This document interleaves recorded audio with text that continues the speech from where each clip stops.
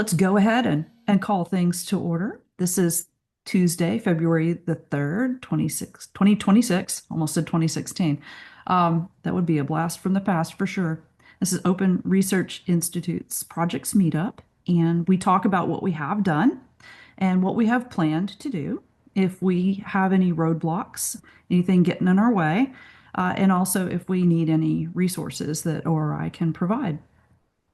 And our first topic is FOSDEM, that we had a presentation by Everest, F5OEO, talking about Opulent Voice to open source developers, hardware developers and software developers. And looking forward to hearing his report. But what I saw from the event, it went very, very well. The SDR forum was on Sunday, and the talks were great. And I'm looking forward to seeing all the results. We already have had some outreach and some folks that have wanted to join up and contribute from that presentation. So I would call that a big success. So very big thank you to Everest for doing that for us, going out of his way and traveling to FOSDEM to give a talk. Okay, and the next thing is we have some software modem progress, and I have a video I'd like to share. So this is an update on our HDL to C++ modem interoperability. LibreSDR has our HDL modem called Locutus, and the Pluto SDR has a software modem that we have not named yet. The frame sync detect in the software is done by a correlator, and the forward error detection is soft decision. It has non-coherent demodulation that's different from the HDL. So here we are in Remote Lab West, and this is the setup. This is Dialogus and Interlocutor on the LibreSDR. This is the spectrum analyzer showing what the LibreSDR is transmitting. This is the software demod on the Pluto SDR. So this is where it's starting to begin to really work. Note there's a periodic corruption there. And what we do here is we're going to turn off the push to talk, and we're going to show that the signal actually does go away and that it's just kind of like putting out garbage. Signal has been lost on the Pluto. Now it's still doing finding some sinks, so that was kind of a clue that we needed to keep working to figure that out. And we turn it back on. Frame lock is acquired very quickly. You can see the station ID, but you can still see that periodic corruption, which turns out, you really do need symbol timing when you're doing digital communications. So we added that. Here's the spectrum analyzer, prove we got a good MSK signal. And here's Dialogus, and Interlocutor is buried in there.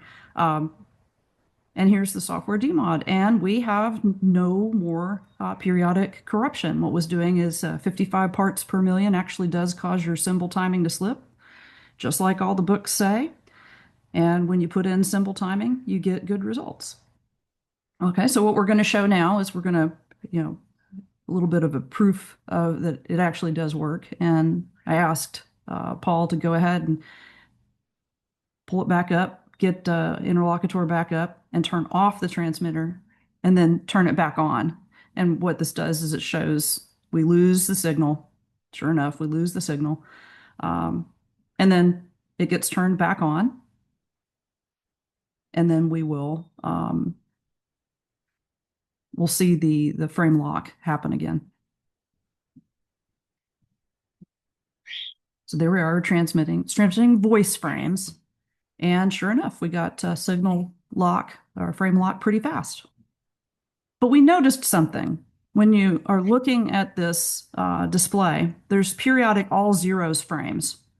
And we do have all zeros frames. Those are dummy frames. But the dummy frames should not be interspersed in with the voice. And I also wanted to demonstrate, if you put in some attenuation, and you could see on the spectrum analyzer that the signal was knocked down pretty low. Here's Dialogus and Interlocutor running on the LibreSDR. We are transmitting, and we are getting some frame errors at this low signal level, but that's kind of expected. But the dummy frames really shouldn't be there, so they're still in there. And then we turn it down even more. So now it has 60 dB of attenuation, and Dialogus and Interlocutor still running.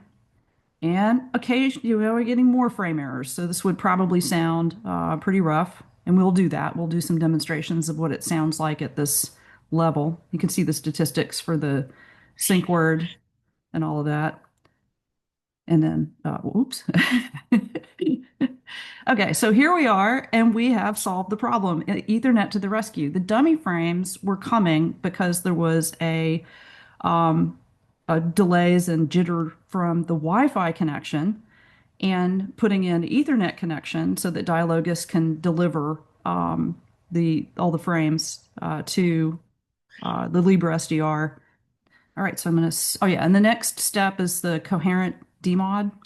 The difference between non-coherent and coherent demodulation for a receiver is about 3 dB of performance for this style. So what I did for the demod was just look for energy. So I know, I'm looking for the F1 and F2 tones, the two tones. I'm just looking for which one has the largest energy, and that one wins. But with the coherent demod, what you would do is you have even more information. You have phase instead of just energy, and you get better performance. Um, and so that's what we're going to do next. That will make the software demodulator then essentially the same sort of definition as the HDL. Paul noticed some differences between the performance, so I'm going to hand the floor over to him if he wants to talk about that, and then anything else that he'd like to illuminate or correct in the tour of the lab experiments. Yeah, that my experience with the Libre to Libre 2 radio tests, sort of a lab call configuration, has been that it's pretty picky about signal strength. Uh, it has built into it a display of the RSSI, or received signal strength indication. It's in dB, whether it's calibrated or not, who knows. This comes out of the radio chip that's in all the Pluto clones and the Pluto itself. Um, it suggests that my experience with it suggests that if you get below about minus 90 dB on that RSSI indicator, that it doesn't work at all. Um, we started at about minus 80 and then dialed in up to 60 dB of physical attenuation, and still we're receiving some of the time. That's a pretty big difference in performance, and I'm not sure exactly where the differences are. There's a bunch of interesting things that could be going on here that need to be eliminated by experiment. One is that all those radios are very close together, and the Pluto in particular is not shielded at all, except for whatever's built into the circuit board. And the Libre SDR, it's in a metal box, so maybe it's shielded better. Maybe it's not. Maybe it's not as well laid out. Maybe it's better. Who knows? Um, so some of that signal that we're receiving may not actually be coming through the, the antenna connector. So that big 70 dB variable attenuator that you caught a glimpse of there in the video may not really be 70 dB, maybe a lot less than that, because leakage uh, is uncontrolled, or nearly uncontrolled here in the lab. We're using uh, cables that look like cables on a simple test, but how well constructed they are and how well shielded they are is unknown. They're the cheapest thing I could find, basically. I like the skinny coax that's flexible. It's much easier to handle on the bench than anything better than that, but it's cheap for a reason. So that's a variable that we don't really have under control, really. Getting a quantitative signal strength measurement um, is going to require us to get more serious about RF plumbing. Um, what else is interesting? That there were some things that are visible on the screen that didn't quite get fully explained that I think might be worth talking about. Can you bring back up some of the video with your software modem showing the above each block of data there, there's a line of statistics about the demodulation as it's proceeding. Yeah, that'll do. So here in the middle of the screen, we see sync and a number that's close to 1, and metric and a number here that's 2,900. The sync is how well the correlator is detecting the frame sync word, and 1.0 is perfect. And if it gets down very low, much less than 1, then it's having trouble detecting it. And that metric is the Viterbi decoder metric, and it will be zero when things are happy and everything is working. Um, a metric of 2900 means it's struggling, and yet it's still getting a very high correlation on the sync word. So that tells you that the sync word detection is more robust than the demodulation and decoding, which is as it should be. That's what you want. You want the sync word should not be the bottleneck, and it looks like it's not. So that's good. Um, this proves some of the stuff that was calculated by Michelle and published in a paper by Michelle, or soon to be actually coming out in QEX, right? So we will have some real honest to God lab results to match up with those theoretical results when we're done with evaluating all of this. So that's really exciting and good. Some other things you can see here that are of interest, if you happen to have memorized the protocol spec, which some of us have had the incredible fortune of being able to do, um, you'll notice here that uh, the authentication token is, I wish I could point at my screen. um, you may see there on the first line of text in the hex dump, you see BBAADD, and it's always that. That's just some dummy value that we typed in a long time ago. Um, that's would be normally changing on every frame with the full authentication implementation. Uh, that's the tag that lets the satellite know that you're really who you say you are on every single frame. And the next three values are zero. Uh, those are reserved for future expansion. And after everything after that is some kind of an IP frame. In this case, we're seeing the top one anyway is a honest to God Opus voice frame. The bottom one appears to have been corrupted, so it doesn't quite end like a voice frame does. I can see just because I've inspected these packets for a while, that one's not correct. Anyhow, that's pretty fun, and there's a lot of stuff here that's almost perfect, and a lot of stuff that's working in just the way you'd expect it to, and that's extremely gratifying. So Michelle has really quota busted in creating this software modem from the stuff we already had, and uh, and from her understanding of the theory. So yay.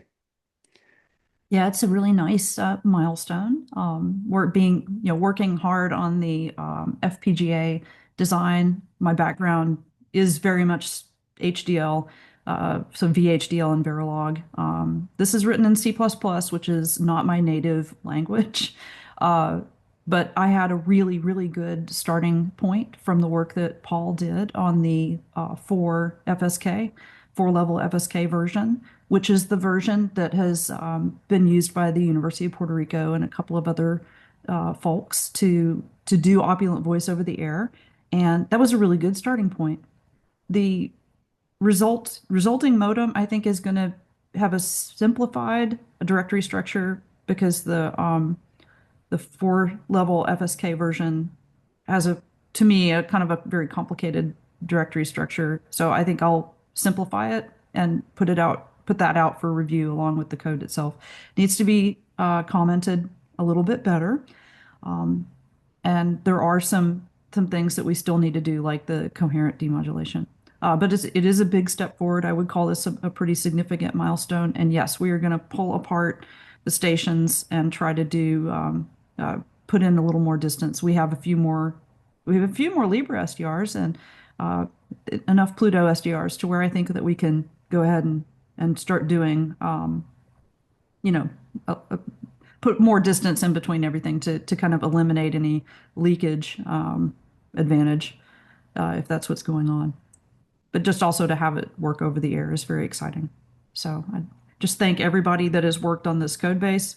Uh, it's been around for years, and yeah, working a lot of the C++ looks like HDL or has a HDL vibe to it because that's my background. There is undoubtedly ways to make it look more C++ E, uh, but it really helped to get this done by drawing heavily on the existing HDL design and the lessons learned from that.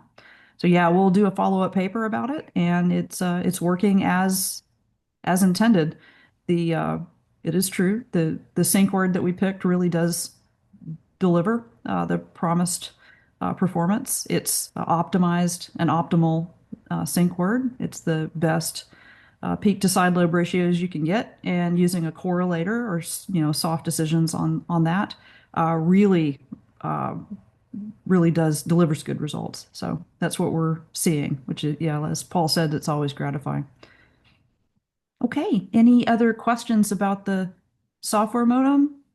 If if I was on the other side, I would ask, well, what about the other direction? Yeah, you have a modulator for sure in your software modem design, and yes, we do. Um, and that is not yet tested because we'd have to replumb. We were going to have to shift everything around in the lab yesterday. So I said, let's just go ahead and stick with the demodulator and keep working on it. So the report today is kind of half of the modem. It is the receive side of the software modem on the Pluto, listening to the transmit of the HDL modem in the Libra SDR. So the next test is to turn this around and to attempt to transmit to the Libra SDR. Now, that did not work up uh, until we quit working on it. Generally speaking, a transmitter is considered easier than a receiver. Um, but the loop back works now. There were some errors in the modulator. So in simulation with both IQ file recorded off of the Libra SDR, so getting a forking with a file, that's how we developed and found some errors in the modulator, and that everything seems to be working in loop back, but the it doesn't work until it works over the air, and that is in the very near future. So we'll be testing the other direction. So just in case anybody was curious about that. Anyway, any questions or comments or advice? Congratulations. That's a good step forward, a good milestone. Good work, team. Oh, thank you. You've made my day. Yeah, it was hard work. That's for sure. There's some interest to get this working on the HackRF with the PortaPack. So one of our new volunteer was interested in seeing if that could happen. Um, if if you just the what I know about the PortaPack and a HackRF combination is that if you wanted to do all of this sort of on board, it would be challenging. But I'm optimist and I think it's achievable. So you may see some work there. And yeah, I think that there will be a lot of interest. Hopefully, maybe we can, since it's in C++, this might be something that the GNU Radio people might want to put a wrapper around and do. In my opinion, the frame production, the being able to produce the opulent voice frames as a source in GNU Radio might be more useful. And then you just lash together the rest of the uh, modulator. But I know that there is some interest in taking it in a sort of a monolithic approach as well. So we'll see. It may be something that ends up in GNU Radio in short order. So I think that'll help to have a lot of different ways to transmit and receive opulent voice. And we're just trying very hard to make sure the interoperability is good from the start. Adrian had a question in the comments. Oh, oh, could you tell me? I can't see it from here. Um, okay, I see him not unmuting, so I'm guessing he doesn't have audio today. He says, in the meanwhile, would some kind of Faraday cage help isolate the SDRs? Yeah. And the answer is yes, in theory. Uh, in practice, making a Faraday cage work with strong signals and sensitive receivers is a lot harder than it looks. A lot harder. Um, so yes, that would be a avenue to pursue. Maybe not the first thing to try though, because right now the radios are literally stacked on top of each other, or, lined up next to each other. There's plenty of room to get some separation without trying to do a Faraday cage. But I would not attempt actually to do Faraday cage in the lab because it's so difficult.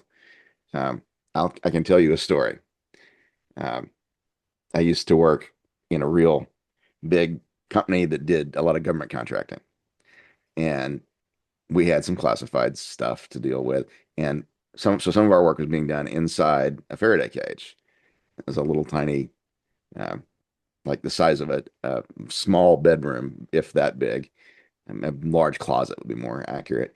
And it was this giant box with huge sealed doors and a big lever you could pull down to crank the door completely shut.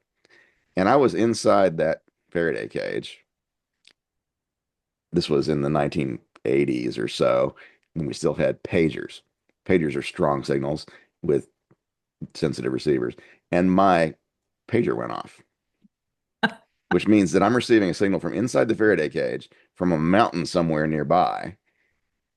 It's probably like maybe a 50 watt or 100 watt transmitter. But, and so I looked around, why am I getting this signal? And all the wires going in and out of the Faraday cage are filtered and tightly sealed, and so I had not quite honked down on that lever enough. So the door was closed, visually completely closed, but all that um, the there was copper mesh that was supposed to sort of zip lock together when you completely closed it, and it hadn't completely closed, and so that Faraday cage was completely ineffective. I don't think I can do any better than that here in the remote lab. So trying to seal off signals from one another with shielding is just not that easy. Wow. That's funny.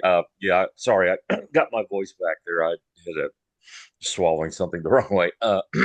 But that's a funny story, and it was just a thought. So was that seal like finger stock, or what? So what was the thing that was holding the door Yeah, I think finger together? stock would be a good way to describe Finger it. stock. Okay, all right. Okay, just a thought. I mean, Copper, you know, copper finger stock. No, yeah. it's a really good question because in the, our lab is intended to test radio frequency and microwave and to get all this stuff working over the air and shielding and filtering. We haven't gotten quite around to talking about filtering. We're going to need some, although MSK and also, complex baseband style, so sending out a complex versus a real signal, and also MSK in general reduce the requirements for your filter. The side lobes are significantly down compared to, say, QPSK. So that's the good news. But the bad news is you still need a lot of filtering. And there's all sorts of opportunities for things to kind of cheat us. So that may be a little bit of what's going on, but what you saw today is legit. And when we pull things further apart, getting a distance between them and making sure that it's not all hooked up to the same power supplies, that sort of thing. So from a different nearby location, that will be another good set of work. Will reveal additional problems, I'm sure, and we'll be able to give you some actual performance results, from the signal alone. But it's true. So better shielding in the lab, and I think might be a time to start looking pretty hard at characterizing the cables. So what we had to do in the labs that I've worked in is to know exactly what kind of loss and effect the cables that you have are contributing. Things like that is that's probably where we're at to continue working in the lab with things that actually are successfully radiating. And we do have some of Kent Britain's small little antennas, so we can pull things apart in the lab from across a bench. Actually, really does improve things quite a bit. It doesn't eliminate a lot of the problems we're talking about, but we can do some of this isolation, and we will. So your question's excellent. Just it won't be we won't be putting Faraday cages around it, but pulling things apart and a little more separation, a little more isolation is a very good point, and advice is well taken. Some distance and a cable is actually probably a better combination than some distance and an antenna, because the antenna just guarantees the leakage. With a cable, you get strong signals, and the leakage gets smaller as you get some distance, and the cable gets smaller. It doesn't get smaller at all unless you have to put in a bigger cable, and it's still measured in fractions of a dB. Yeah, good point. it's not as much fun if you don't, if, with the antennas, it's sort of seems more like a radio demo. Yeah, that's true. And I have a question. I mean, if the Pluto SDR didn't have enough the I'm sorry, the chip on it, if it wasn't large enough to encompass the whole modulator and so forth, the hack RF has a larger chip that would be able to encompass it. No, the HackRF would be the software design. So the Oh, okay. Pluto, yeah, the Pluto SDR and the HackRF would not be able to hold the HDL design. So the Libra SDR having a 7020, that's a large enough FPGA to do the radio in hardware, which is the goal is to get a design that we can eventually make an ASIC out of. But the HackerF and the Pluto are running the radio in basically all of it in software and I doing see. I very see. little to Okay. nothing in the FPGA. I Just see. using the FPGA for the whatever the native sort of here's some I's and Q's, and essentially the reference design is handling the taking of the here's your I's and Q's. We've already done all the work for you. Ship it out to the radio chip. So that's the big difference. So now the software design allows for lots of different SDRs and lots of different radios to use Opulent Voice. But if you want to do it all in an FPGA, then it's going to be a 7020 or larger FPGA. So that's the big difference. It's a both and.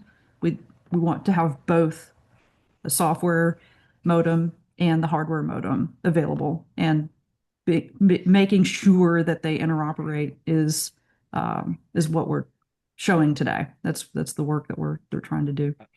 I see. Really, And with the hack RF having the lower bit, what is it? Is it an 8 bit? Is it as low as 8 bits? I think Would it's would eight. that? I think that's correct.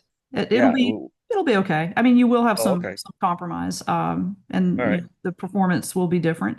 And I tell you what, I'm really looking forward to characterizing things like that.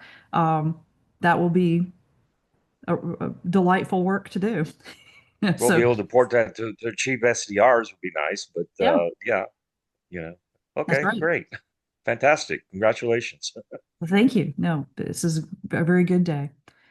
it might be worth mentioning. There's a third path um, using starting with Dialogus, which is intended to be mainly the software side of a HDL driven modem as it's currently implemented, but it also has code in it with some dummy function calls to do all that work in software.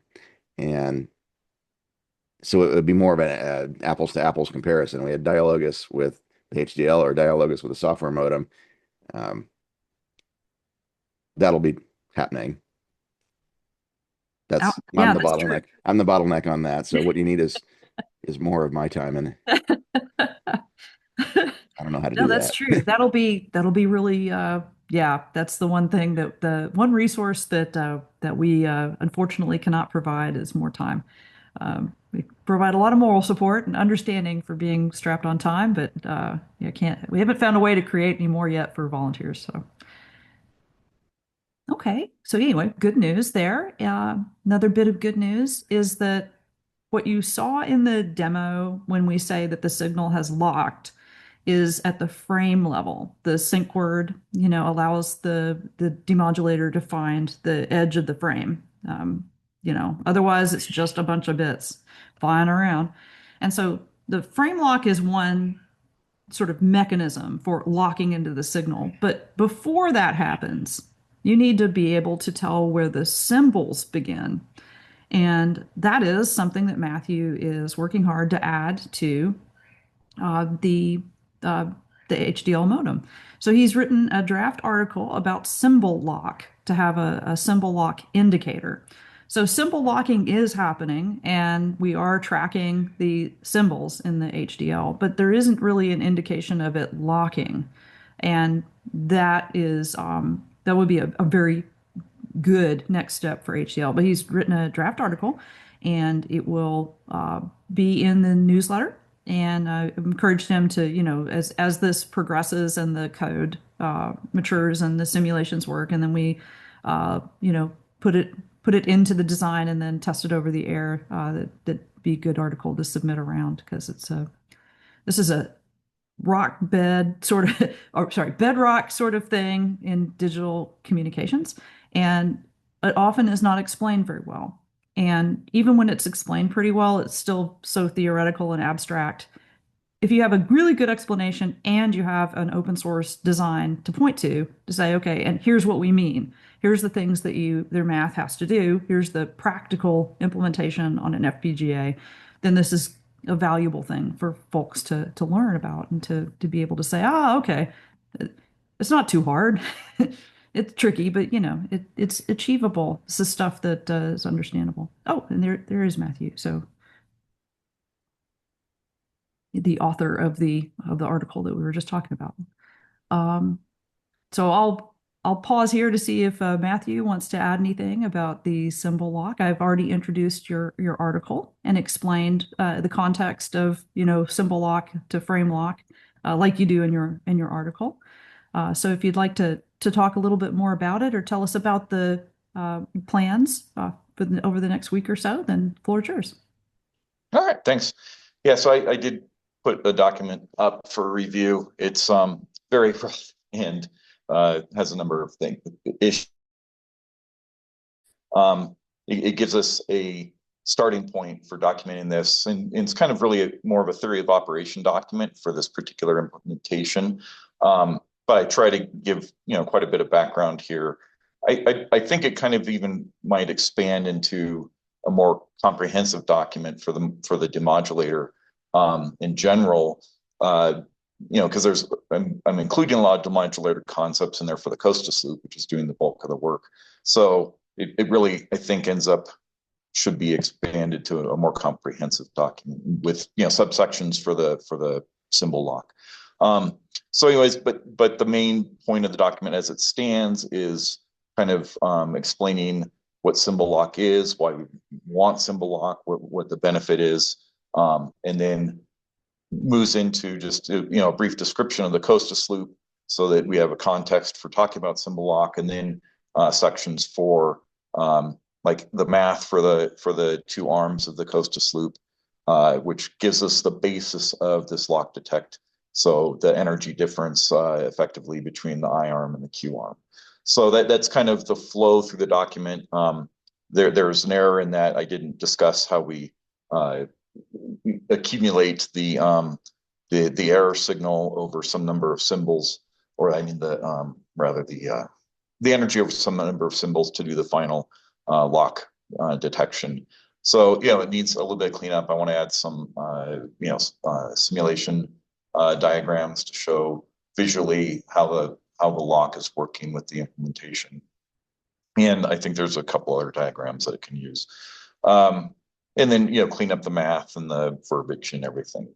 And then I want to add another section so that to give an alternate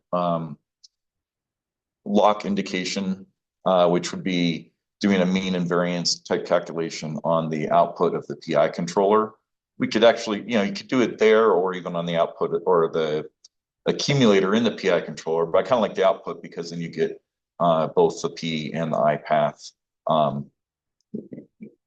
Because you might get some short transients with the P under certain conditions. So that I think there's another section to discuss the alternate lock detection mechanism, and I think ultimately we want to combine those into kind of a overall lock where we can have the individual locks for the F1 and F2 Costas loops, and it's currently broken out into the register map into separate bits, but then there's a kind of ANDed bit in there that ANDs the two current lock detectors. And so I think we'd want, we'll have two more lock detectors of this other variant, and then we can have all 4 bits in there and then a kind of a combined ANDed bit, a global lock type signal. so that's kind of where we're at, and what I'm looking forward to with the document and with further development. Yeah, right on. That's great. This is great stuff. Thank you very, very much for your uh, very generous donation of your time and your competence and execution of some really good code that I think will really help people understand these concepts because this is just super important in digital communications. And having this um, you know explained in a theory of operation and also a companion like implementation, I think will be a very clear contribution, a positive contribution to open source digital radio. So, Very good.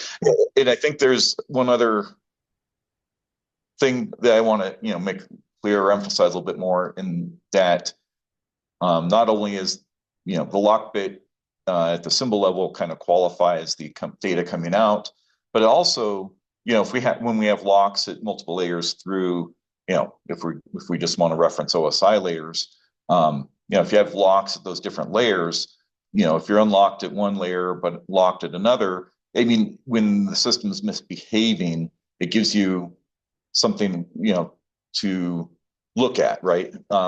So like if you have symbol lock but not frame lock, and then you'll spend more time in one area or the other. I mean, a lot of these systems, my experience, we don't have a lot of visibility necessarily when they're misbehaving. So we have to infer what could be happening in the system, and the more data points that we can bring out to help with that inference really helps the diagnostic approach. strongly agree. I think many of us have worked on systems where there wasn't a lot of visibility and you had to do a lot of guessing. And Yeah. yeah, I think, yeah, completely agree. Well, So thank is, you, is this the Matthew. article that's coming out in QEX? No, this is one that we just have a draft. And Matthew just introduced a draft, and he is going to continue to work on it.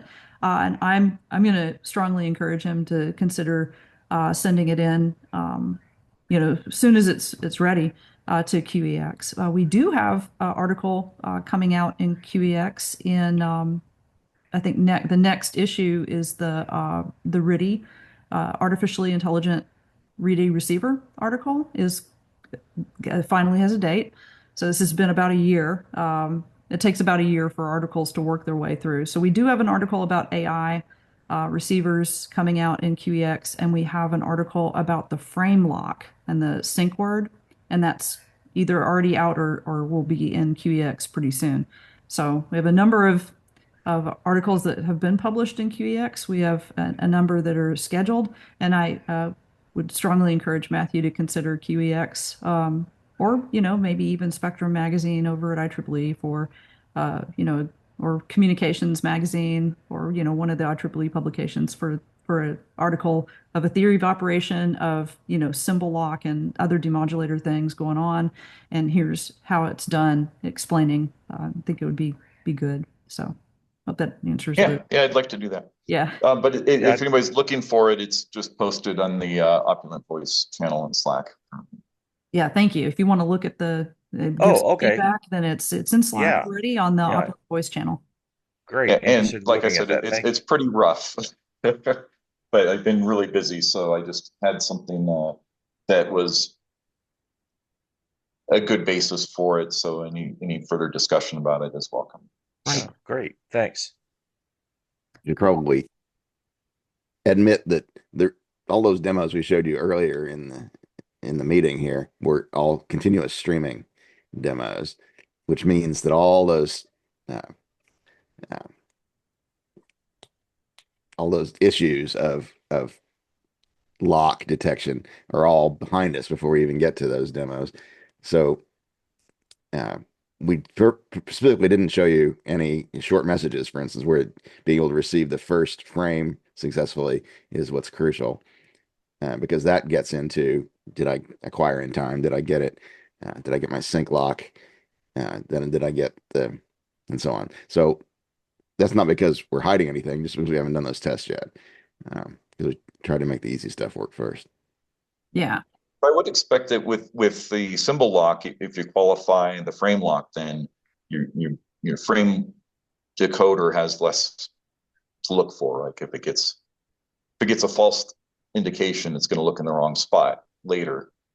So this might help reduce the number of frames that it takes to get locked.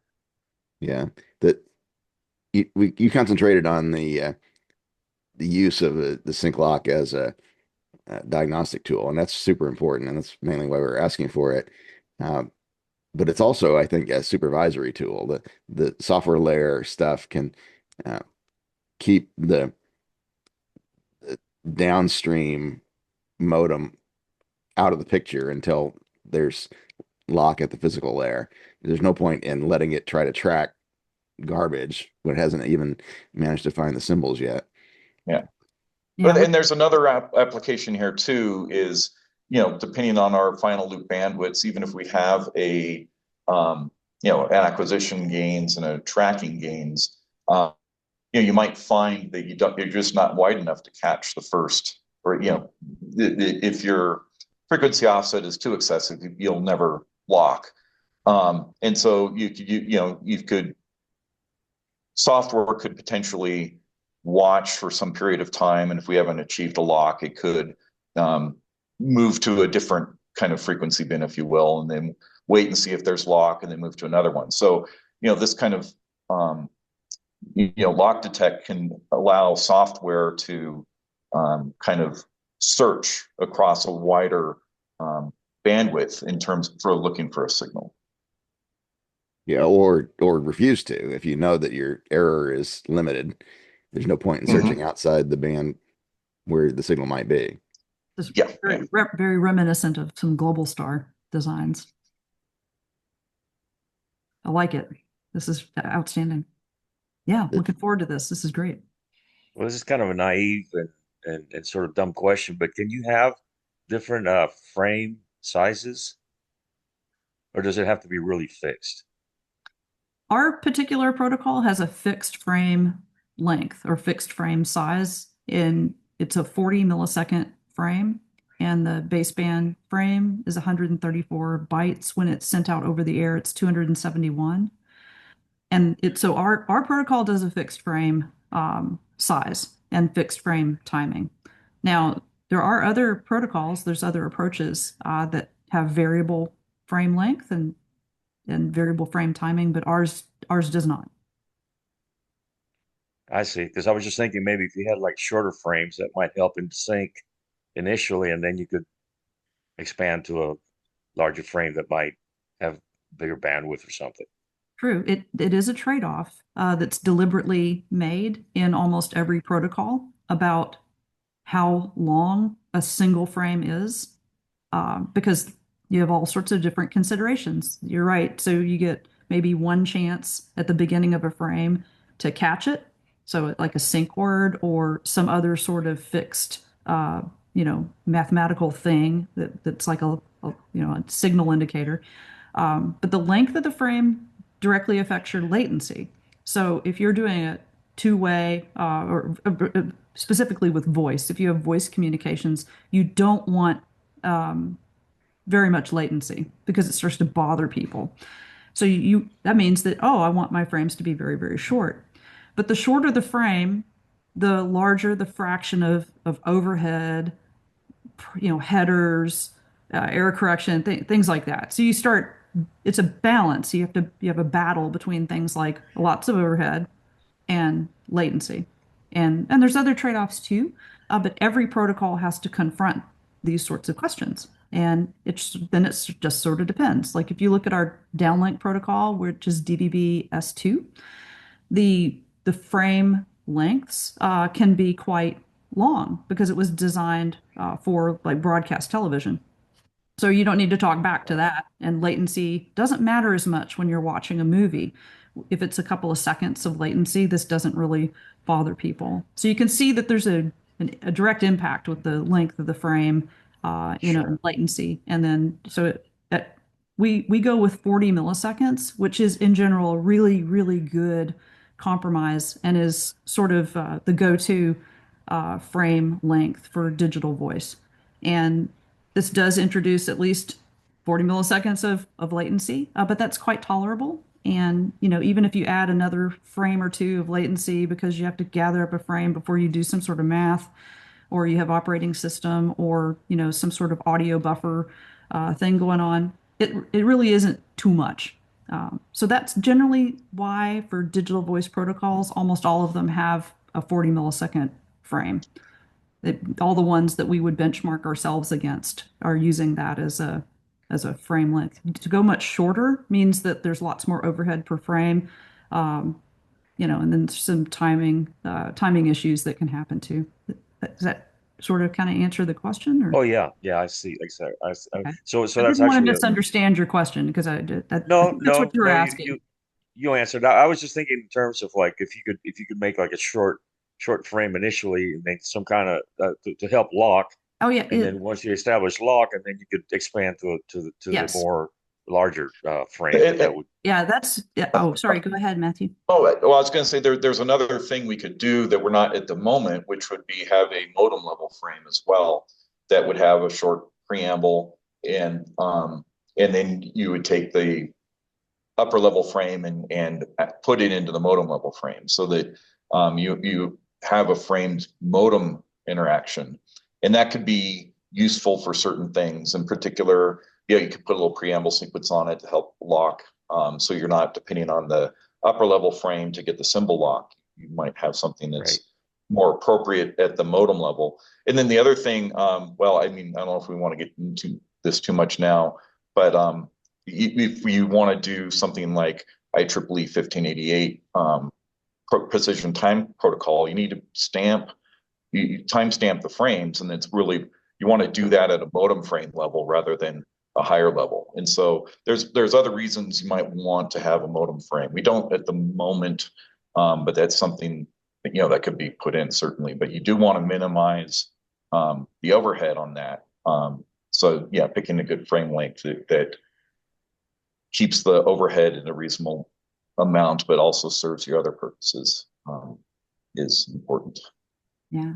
I want to let Aaron give a report just in case he has to head out. So I don't want to permanently interrupt the symbol lock discussion, but I wanted to give Aaron a chance to give us an update, just in case he had to head out.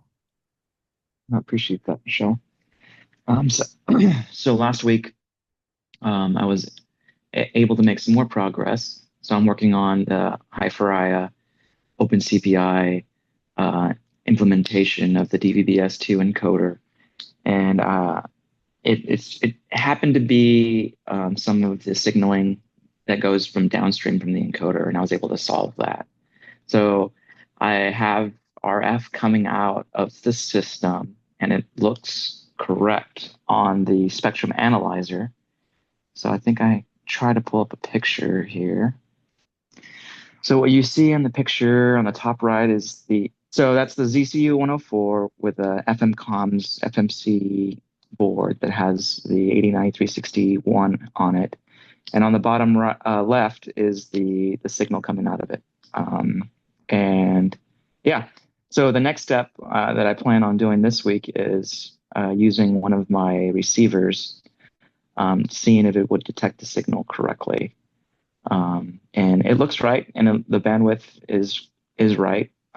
It's 1/4 of the sample rate that I'm feeding it. And I did play around with different sample rates. It does break down a little bit as we get, I think I was able to get, 4 megasamples per second, or yeah. Anything wider, it broke down a little bit because the data transfer from the GSC padding from the RCC side, it sends a message from the CPU to the FPGA, and it only contains one baseband frame.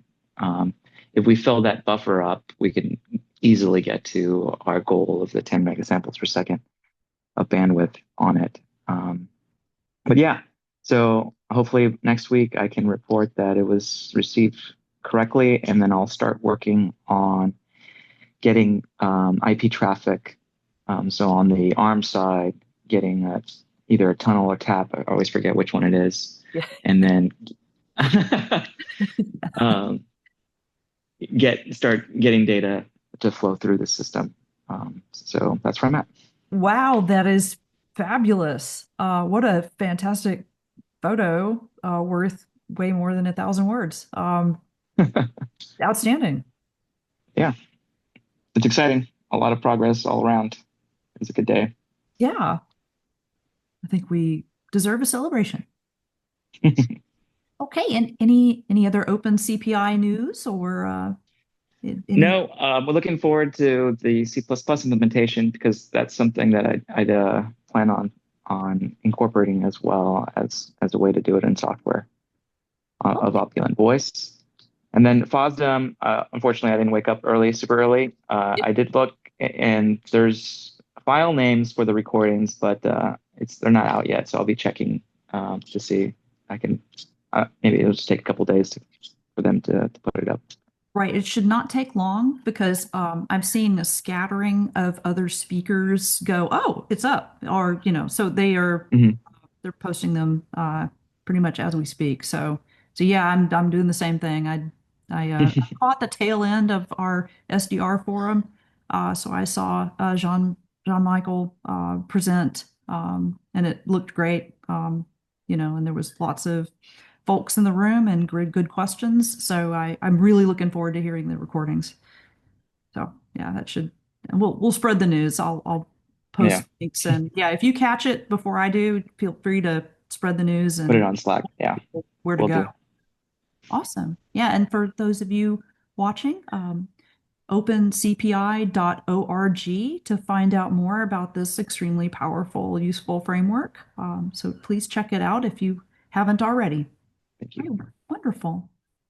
Okay, and then I'm back to any other questions or continuing discussion about the symbol lock and the different things that we can do. I think we were uh, acknowledging the usefulness of of a preamble, which is, I think now I get Adrian's question a little bit more. And so we do have the idea of a preamble, which for a while I've just advocated just putting in an entire frame worth of preamble. And a preamble is just a particular sequence that creates a spectrum that is very distinct, very easy for the receiver to see. So when I describe it to people, I call it like, this is your lighthouse. This is the thing that you see from way far away, and you're like, now I know I'm oriented. There's Florida or whatever. I've got it now. And so the math for MSK is interesting. In a lot of cases, it's alternating 0 1 0 1, and that's what you're sending out. And so this sort of bang bang type of data creates a very clear, bright spectral lines. For MSK, it's a little different. So it's a 1 1 0 0 1 1 0 0. Turns out to be the right answer. We've seen this in the spectrum analyzer. And, so I've just said, just put out a whole frame of preamble. This is gross overkill. You don't need 40 milliseconds of preamble for the demodulator to figure it out. As Matthew has taught us, the sort of approach that we're doing, like the Massey-Hodgart style minimum shift keying system, is actually really good at figuring things out. So, at first we're like, well, do we even need a preamble? Yeah, I think we do, especially for things like text, like Paul's bringing up. You really can't afford to just miss a frame. But voice, you can. You can just drop pretty much any number of frames, and it still sort of sounds good. But when you're transmitting data or a keyboard chat or something like that, we really do want to make sure that the first frame in essentially a burst is received. And so the question is, how much preamble do you need? And you don't need to waste that entire 40 milliseconds. We're looking at maybe 10 milliseconds without anything being optimized. It takes about 10 milliseconds for things to lock. That was the initial results from Matthew's essentially first draft of all of this symbol lock indication. And to me, 10 milliseconds is pretty darn good. So worst case, it would be a frame of preamble, and then you would go to the data and you would be well locked by then. Best case is we figure out exactly how much preamble we need and we save that time. So that would be one frame a frame from us, essentially a frame that would be a different size than the normal 40 millisecond data frames. So I was going to suggest even, and if we had a modem level frame, then the modem could be set when we assert PTT to transmit some number of frames. They may not be 40 milliseconds. It could be shorter depending on the overhead. But then, so you could say there were 5 millisecond frames, and you could send maybe 5 millisecond frames with a preamble before you started taking the OPV frames and multiplexing those into the modem frame.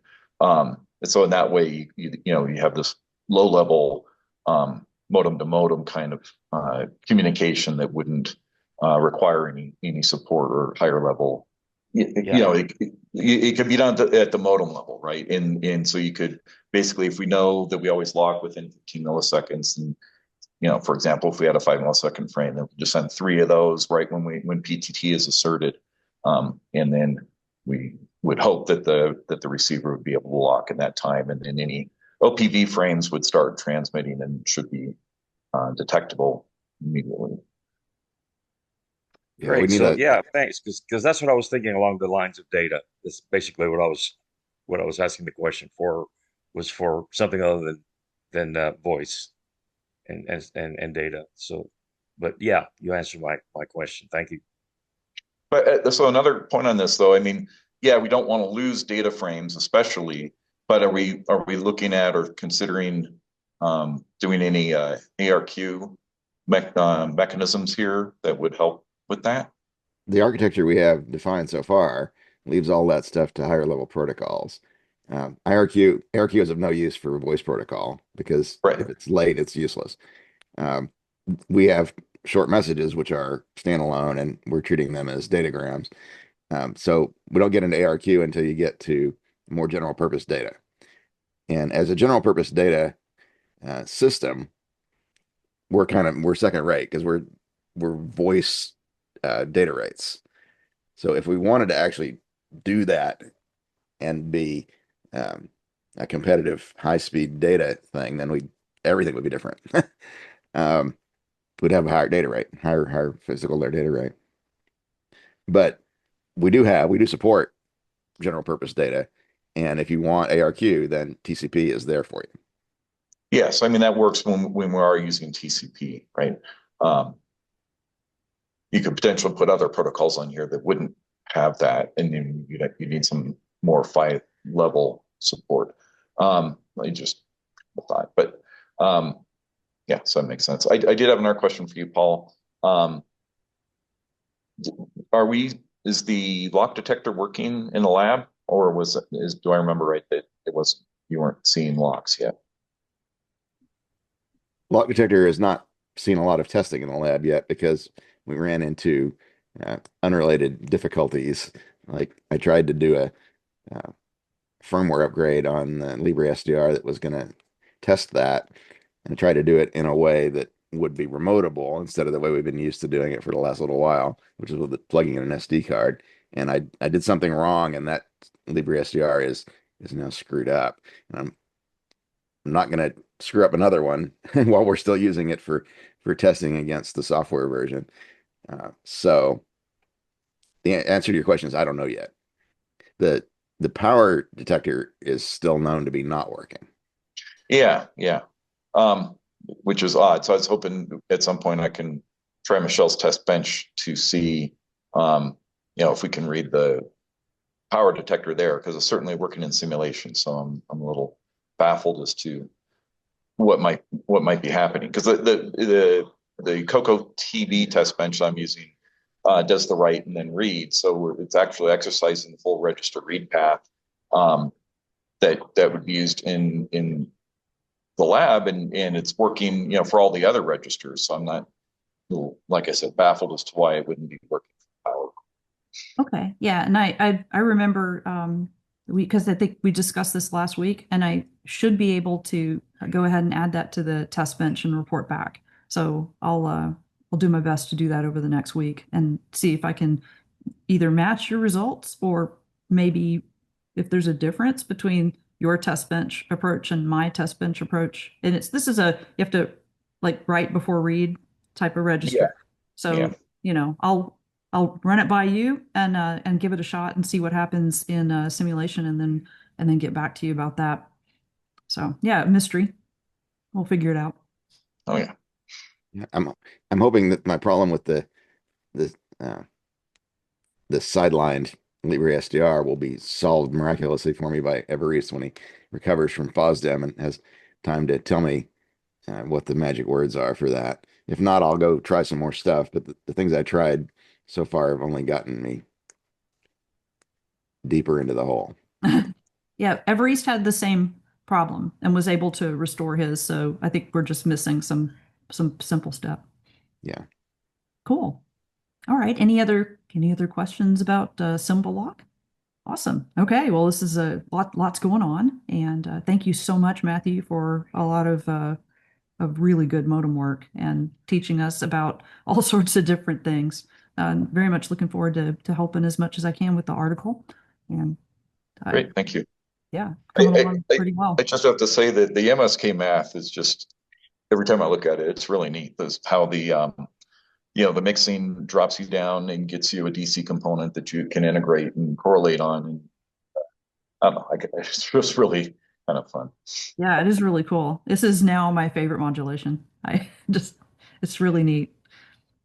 Okay. I'm hopeful that we can, we are kind of loop gain analysis has not been as fruitful as we'd like, but I think hopefully, as we maybe document this a little more and we can, be able to better say what the loop parameters are, what the gains are, for example, maybe we'll still be able to do an analysis that gives us a better starting point for gains.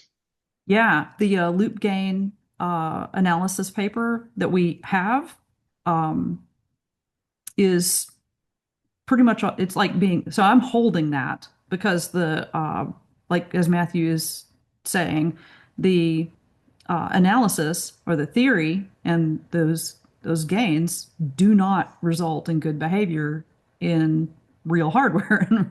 And that has been a big mystery to me, going back over and over again with Gardner and walking through some of this stuff is an approximation. Some of the stuff the control theory side of things is difficult. So the either the approximations are wrong or there's some sort of underlying assumptions wrong. And yeah, I'm watching very carefully as we work our way through this and implement more and more and learn more and more. Is that at some point then we can complete that paper and then properly publish it, and being able to document like where the loop gains come from. That's a big deal. And again, it's an area in digital communications that isn't really explained terribly well. I mean, I know that we have this amazing Gardner book, but wow, a practical sort of design showing here's how it works in practice. Here's how you get it to work over the air would at least for people like me, I'm always looking for things that I would have really liked to have read, when I was starting this journey. What would have helped me? And yeah, this is one of the things that I have a keen interest in seeing happen because a explanation with an example would have made all the difference in the world when I was first learning about this and really struggling to understand it. So yeah, we're very aware of this particular challenge and trying to get it right. So far, I mean, the loop gains that we have in hardware seem to be working, but there's no guarantee that they're optimal, uh, or there's no like how unstable are they? Yeah, I mean, especially as we start adding, impairments, frequency offset, Doppler shift, these things will, could, it may become, they may not be a good loop gains, even though it works fine in the lab for a static setup. Once you add more real world conditions, they may or may not work as well.